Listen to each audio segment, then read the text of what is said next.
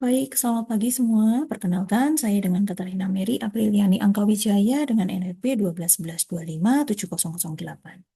Pagi ini saya akan mempresentasikan mengenai Artificial Intelligence atau AI dan dilema etika pengambilan keputusan bisnis.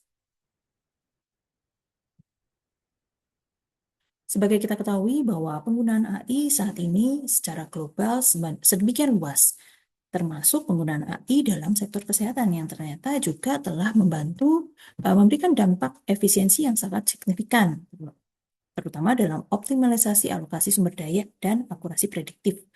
Namun seringkali adopsi teknologi ini tidak diiringi dengan nilai-nilai kemanusiaan yang juga dipertahankan.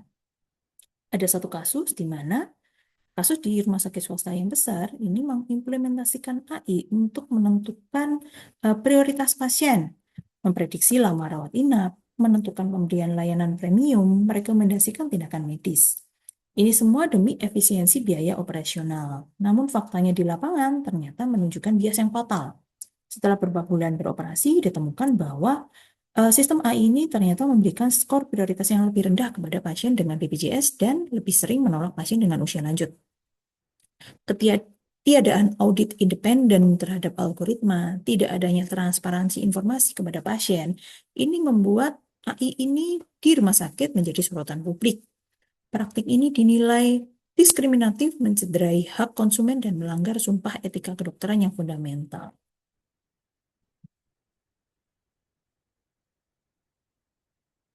Dari kasus tersebut dapat kita analisa. Yang pertama adalah dari sisi etika kecerdasan buatan atau AI. Di sini termasuk suatu pelanggaran berat prinsip dasar etik, yaitu keadilan, transparansi, dan akuntabilitas. Sistem ini dinilai kemungkinan mengalami algoritma bias atau bias algoritma, yang mana akhirnya mendiskriminasi kelompok rentan tertentu hanya berdasarkan riwayat historis yang juga bias. Kemudian kedua adalah analisa dari etika bisnis.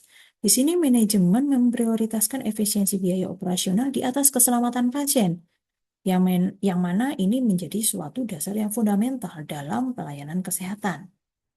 Rumah sakit ini harusnya memikul tanggung jawab moral yang lebih tinggi daripada sekedar mencetak laba bersih saja, namun mengorbankan hak pasien untuk mendapatkan pelayanan kesehatan yang optimal.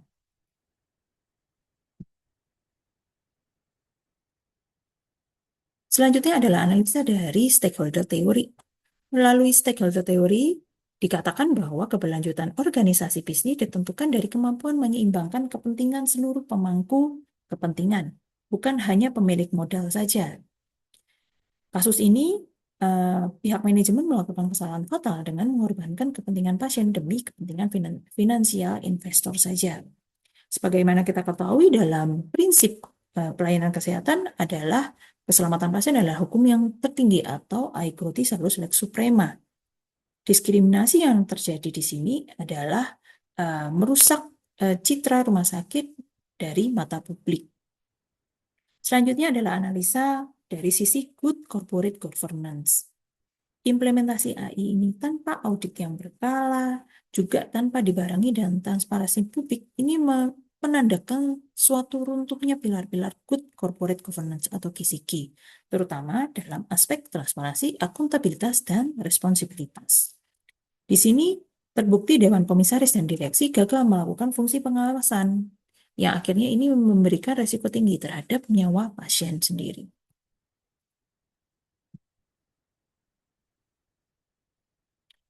Kemudian dari segi analisa ESG, yaitu Environmental, Social, dan Governance. Di sini terjadi kegagalan fatal pada pilar sosial dan governance. Diskriminasi sistemik ini mencederai komitmen terkait dengan keberagaman, kesetaraan, dan inklusi atau diversity, equity, dan inclusion. Selanjutnya adalah analisa dari hak konsumen. Sebagaimana kita tahu, di sini penggunaan AI ternyata dilakukan secara diam-diam tanpa persetujuan dari pasien, yang mana ini melanggar hak konsumen yang fundamental, termasuk hak atas informasi yang benar. Skor prioritas yang rendah secara sepihak, menolak pasien lansia berdasarkan kalkulasi mesin, ini membuat Rumah sakit mendapatkan citra diskriminasi terhadap layanan kesehatan. Dan akhirnya ini melanggar asas perlindungan konsumen dan merugikan pengguna jasa. Analisis dari prinsip keadilan atau justice. Dari teori keadilan distributif dari John Rawls, dikatakan bahwa semua kebijakan dikatakan adil jika memberikan keuntungan terbesar dari kelompok masyarakat yang paling tidak beruntung. Di sini algoritma AI justru berkata sebaliknya.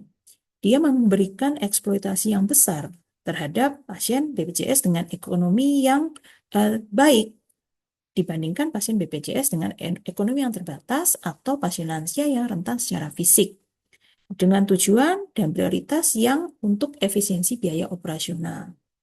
Di sini melanggar hak-hak dan prinsip keadilan terhadap para pasien atau penerima layanan kesehatan itu sendiri.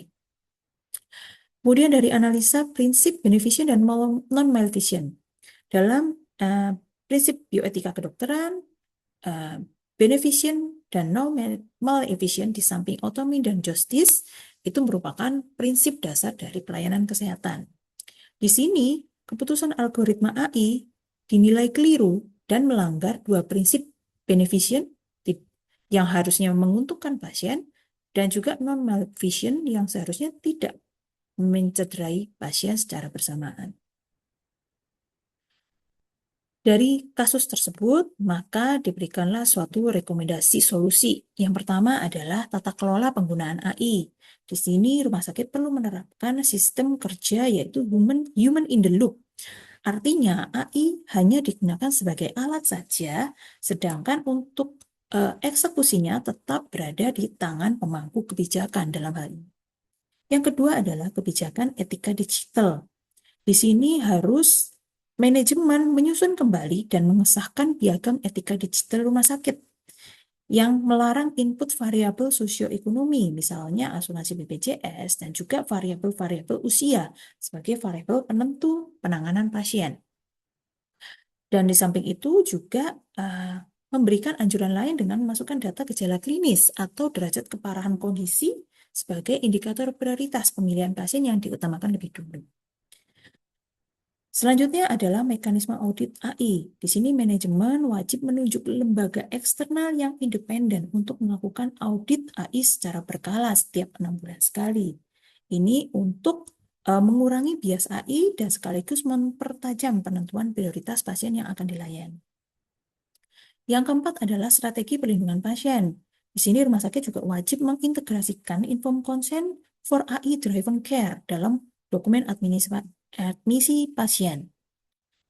Dan samping itu juga rumah sakit perlu menyediakan saluran layanan pasien dan keluarga.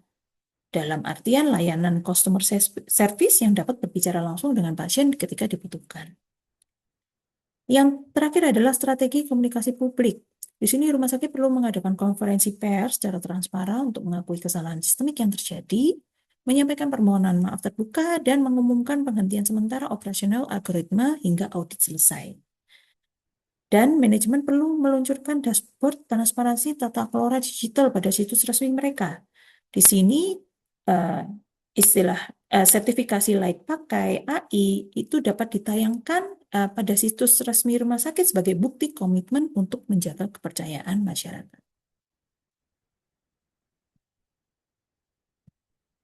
Sebagai kesimpulan, integrasi AI dalam pengambilan keputusan bisnis dinilai sebagai upaya efisiensi dan mampu memberikan prediksi yang luar biasa di era globalisasi saat ini.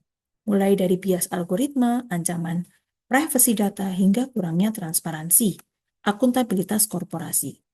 Kunci keberhasilan AI terletak pada human in the loop, yaitu kemampuan manajemen puncak untuk tetap mensupervisi kecerdasan buatan itu dalam kerangka good corporate governance dan etika bisnis yang kokoh. AI harus diposisikan sebagai alat augmentasi keputusan, sementara tanggung jawab moral dan kendali akhir tetap berada di tangan manusia. Keberadaan AI diharapkan mampu berjalan secara sinergi di antara inovasi teknologi dan etis moral bisnis. Sekian presentasi dari saya, semoga bermanfaat. Terima kasih.